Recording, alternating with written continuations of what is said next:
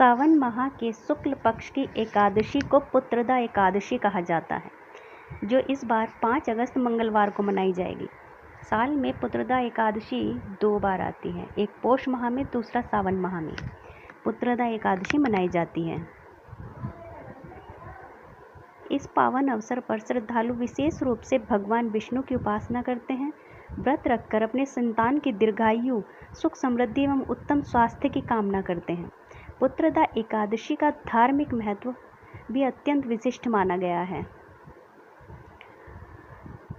इस बार पुत्रदा एकादशी तिथि का प्रारंभ 4 अगस्त 2025 को 11:41 पे सुबह हो रही है।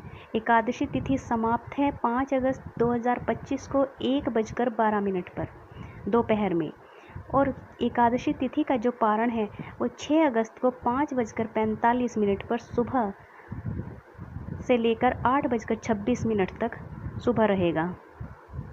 कहते हैं कि इस व्रत को विधि पूर्वक करने से संतान संबंधी समस्याओं का समाधान होता है और संतान को सद्बुद्धि एवं उत्तम स्वास्थ्य प्राप्त होता है। विशेषकर जिन दंपतियों को संतान प्राप्ति की इच्छा होती है, वे श्रद्धापूर्वक इस व्रत का पालन करें, और इस एकादशी के व्रत से न केवल संतान सुख प्राप्त होता है, बल्कि समस्त पापों का क्षय भी होता है। पुत्रदा एकादशी का व्रत एक सच्चे भाव और संयम के साथ किया जाए तो भगवान विष्णु की कृपा से मनोकामना अवश्य ही पूरी होती है।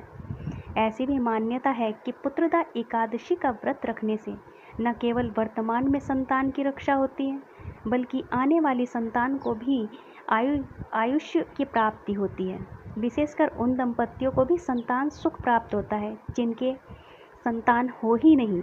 इस व्रत से भगवान विष्णु की कृपा और आशीर्वाद प्राप्त होती है, जो परिवार की समृद्धि और खुशहाली के लिए भी बेहद महत्वपूर्ण है।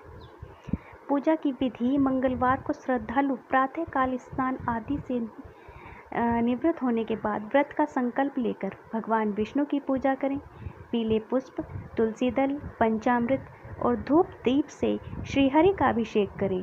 भजन कीर्तन और विष्णु सहस्त्र नाम का पाठ करें। शाम